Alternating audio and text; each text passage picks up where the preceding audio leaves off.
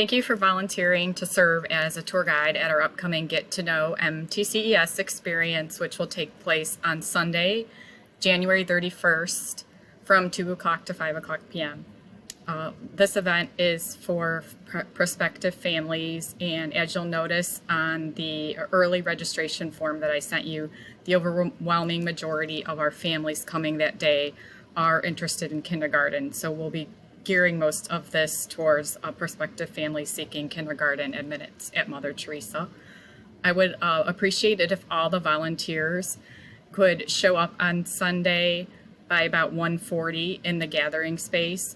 We will be checking in all guests into the gathering space area. We will have 2 volunteers doing that, and I'll ask that the tour guides kind of spread out socially distanced throughout the gathering space. As the prospective families arrive, the first tour shift is scheduled at 2 p.m.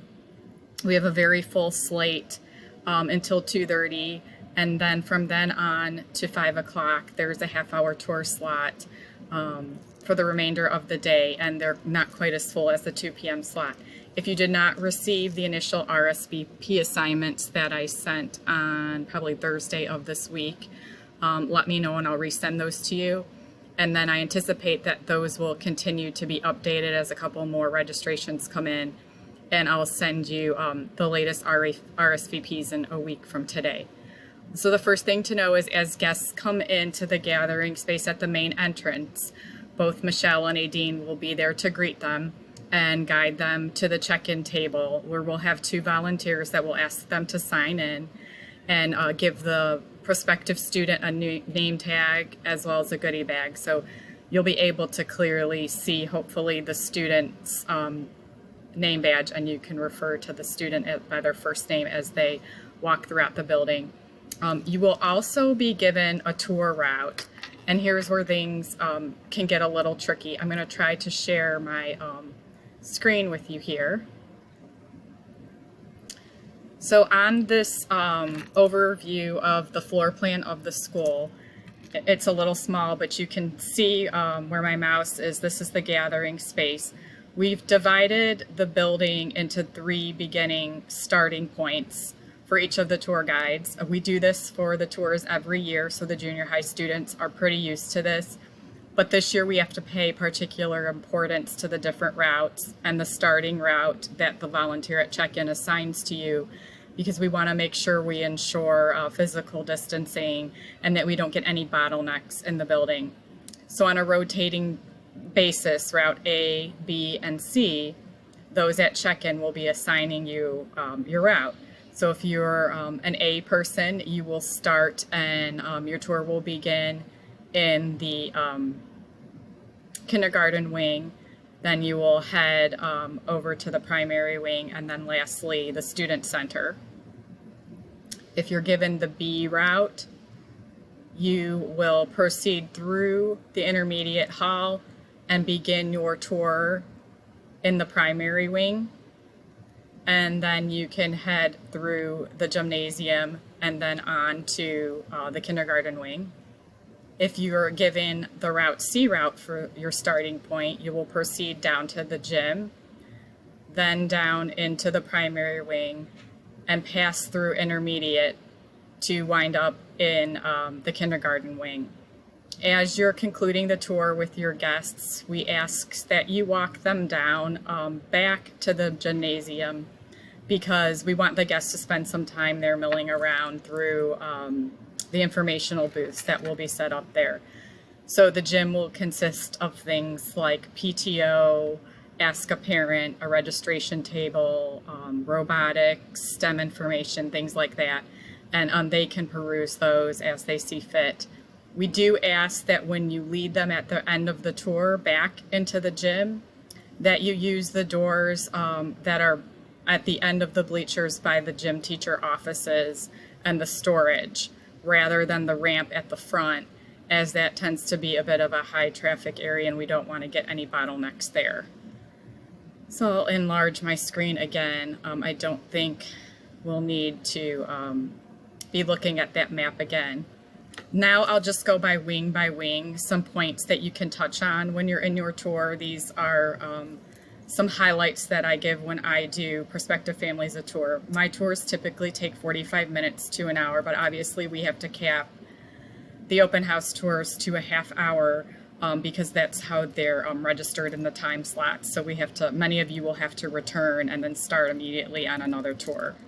When you're in the kindergarten wing, what I like to highlight is that the entire wing is designated to those kindergarten homerooms, with the exception of library and then that front entrance space, which is just dedicated to extended care. Since you're pointing out that that extended care area at the front of the kindergarten wing is for students in grades K through 1 after school who stay for extended care, you can then highlight some of the features of our extended care program, which are that we offer that service only to Mother Teresa families every day after school from dismissal on to 6 p.m. and that's something that's billed hourly to their school account. We also like to emphasize how we have 4 homeroom teachers in kindergarten, so that keeps the class sizes to a max of about 18 to 19. The entire grade level will never go higher than 75 students. And while we have 4 teachers, each teacher has 2 spaces for teaching. So she has the traditional learning classroom as well as the classroom for centers. In the traditional learning classroom, just like every classroom in Mother Teresa, including the specials, there's the interactive smartboard, as well as an FM, which is a frequency modulated system. And that refers to the microphone that the teachers wear around their neck, where their voice is then projected through the speakers in the ceiling. I usually like to show them that the speakers are dispersed throughout the ceiling so that there really is no bad seat for a child in the classroom in terms of being able to hear the teacher's voice. The center station, if you want to, pick one traditional space to visit and then proceed into the learning center station to visit, is just for smaller groups of students to rotate through various hands-on learning activities at the various stations. I also like to highlight that we have 2 full-time aides that are shared among the 4 teachers, and they're used throughout the entire day, but particularly heavily at stations as the small groups of children are moving around. As you enter the primary wing, you should note that that was the expansion that we added for the opening of the 2016-17 school year, and that the impetus for building that expansion was that we wanted to take the school from 2 homeroom classrooms per grade to 3. So at present, we have 3 homerooms through 5th grade. Next year, we'll add the 3rd, 6th, then the 3rd, 7th the following year, etc., until we're at capacity with 3 homerooms at all of the grade levels and 675 students.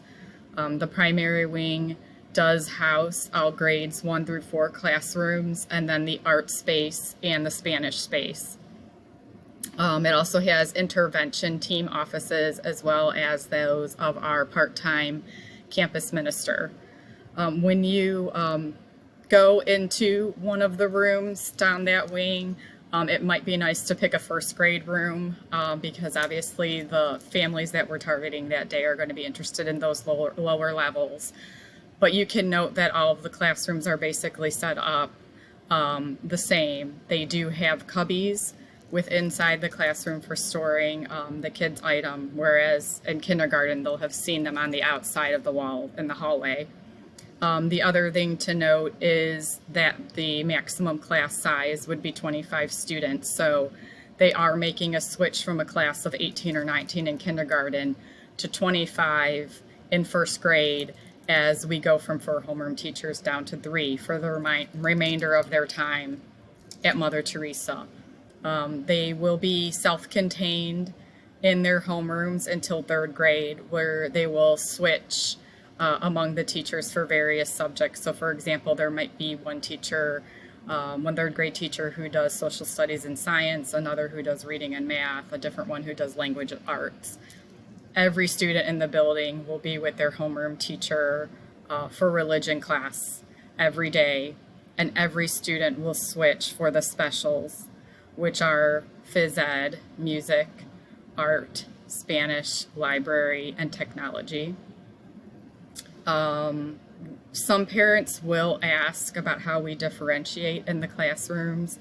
Once families get into seeking more detail about this, I would have you refer them to either one of the teachers that are represented there. There will be a grade level teacher representing each grade, or Michelle or Adine will be able to answer that afterwards. But basically, an overview is that we have reading groups from grades K through 3 that are leveled. And then in math, they begin to differentiate a little bit in 3rd grade. There is an enrichment program in math that some of those students use.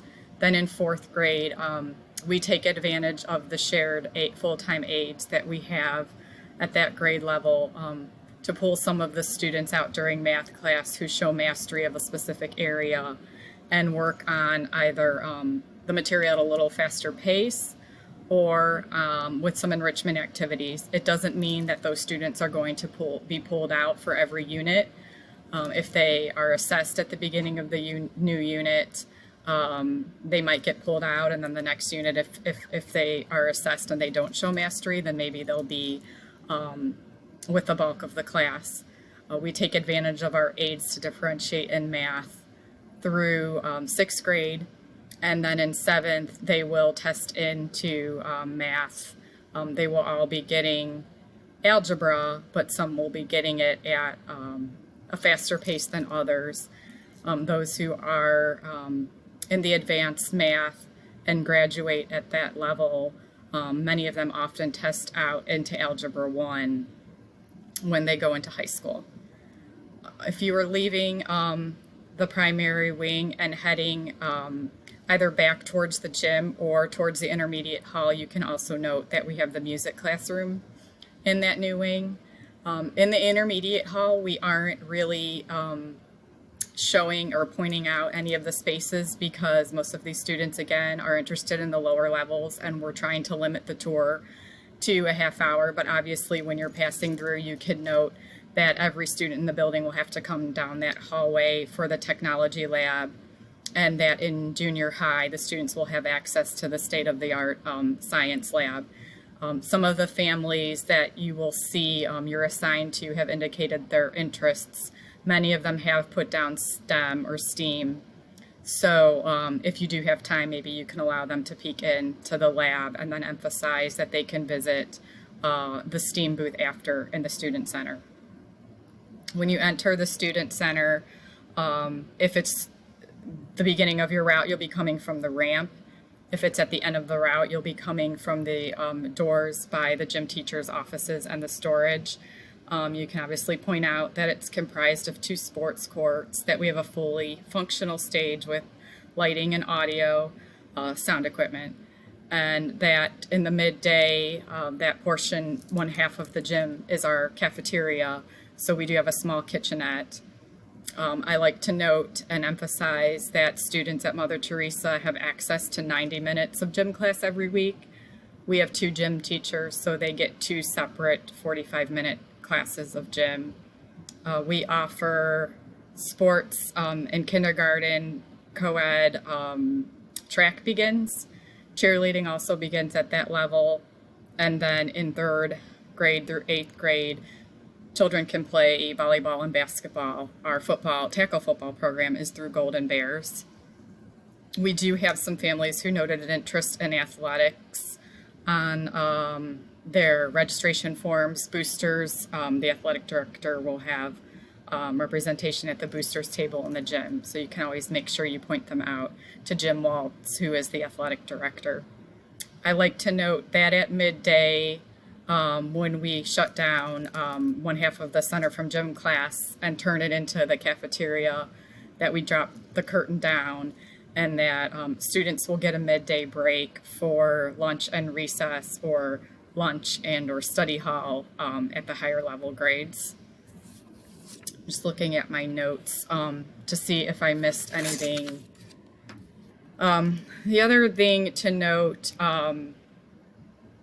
when you're closing and wrapping your tour up in the Student Center is that we have an Ask a Parent table they can visit that table if they have some more generalized questions about the school. I will have a lot of our printed material there, as well as